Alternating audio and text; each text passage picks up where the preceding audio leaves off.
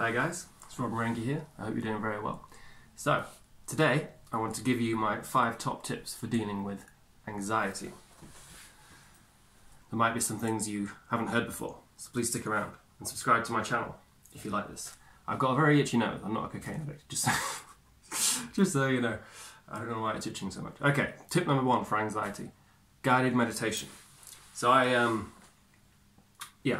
done meditation on and off for quite a few years, and I recently got Sam Harris's meditation app called Waking Up, that's Waking Up. I would highly recommend it. Got 5 stars from everywhere. I can now see why.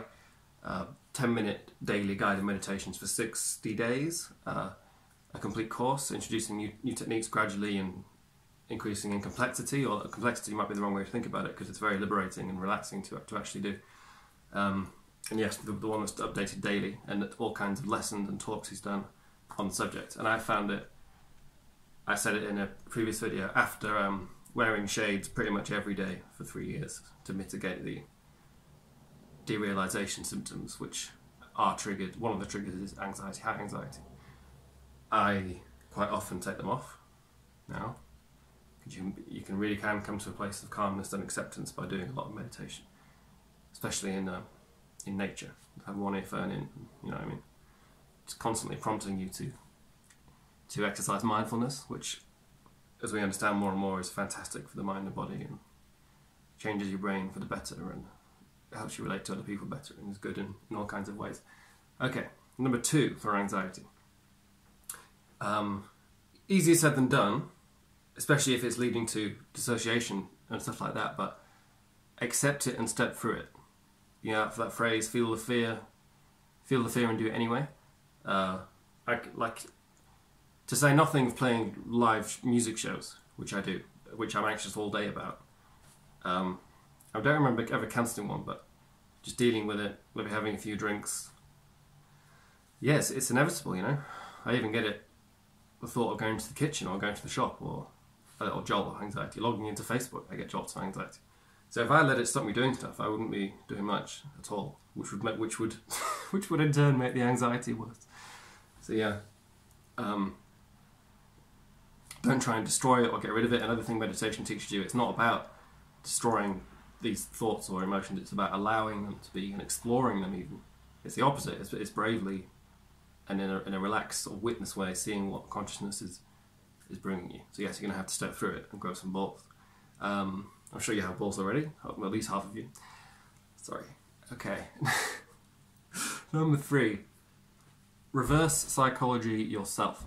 So one thing Viktor Frankl, who I called Viktor Klemperer in a different video, but the psychiatrist who survived 3 or 4 concentration camps, said a great technique, say if you have insomnia, is you say to yourself, right, I'm going to stay awake as long as possible, I'm going to stay awake as long as possible, I'm going to stay awake as long as possible. And apparently people who practice that, their insomnia gets a lot better. I've done it before, like if I'm feeling really out of it and strange, I'm like, right, I'm going to feel as out of it and strange as possible. Same with anxiety. You feel anxious, right? I'm going to feel as anxious as possible right now. I want to feel as anxious as I can possibly do. And then you can maybe say, is this the best you've got, you know, existence? Maybe say it in your head. It's a bit of a depressing thing to yell on the bus. Is this all you've got, existence? This is pitiful. Yes, but I don't do it enough, but it can definitely work with anything. Depression. I want to feel as depressed as I possibly can. I want to feel as depressed as I possibly can. And it has a strange curative effect. Okay, number 4. I recommend this to everyone for everything. But yoga. Don't think, I don't know what image you have of yoga in your head, but it's becoming more increasingly Sean Connery, increasingly common with martial artists and people of that caliber, not just, you know, emaciated hippies in the park. It literally means alignment, realignment, and after 5 or 10 minutes of a yoga session, I'd recommend beginners yoga with Adrienne is a good channel, or gentle yoga maybe type, because you don't want to go in doing all the crazy fast poses and not be able to walk. The gentle ones, I always find it, even for 5 minutes, very, very relaxing and anxiety provoking, because you're realigning your mind and body and you're focusing more on your inner body, where there's a lot more stillness and grounding instead of going crazy in your thoughts and following them all. like a heroin addict after the needles of thought that shoot past. Okay, tip number 5 for anxiety. Most controversial one, but you might need it. Medication. I sort of self-medicated with Valium for quite a long time, which has obviously got its downsides, but it did help me a lot, if I'm honest. Everyone's different. Some medications work wonders for some people and then destroy the mental lives of other of other people. So you have to, well, that's a bit of an exaggeration possibly, but you have to experiment with what works for you. I've heard, obviously stuff like citalopram, temazepam, diazepam are very good for anxiety. They're anti-anxiety drugs that work on the GABA functions in the brain, but they're very addictive and withdrawal is not fun.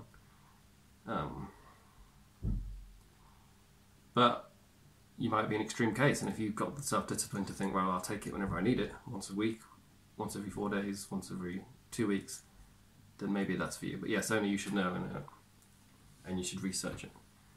But when you've got the dissociation symptoms, which are highly distressing, medication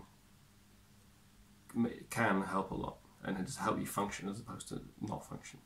And people who don't know, well, how could they know? Like, I don't know what it's like to be schizophrenic, so I probably wouldn't be advising a schizophrenic person on what medication they should take and how they should handle it. Only you should be your own doctor to some extent, as I said before. But I think I'll leave it there. Time to chill. Yes, my 5 tips for dealing with anxiety. Please subscribe to the channel. Please like it. As in the little thumbs up, like it. Links to my music below, all free. Other playlists on comedy, religion, culture, miscellaneous, all kinds of things. Alright guys, take it easy. Bye.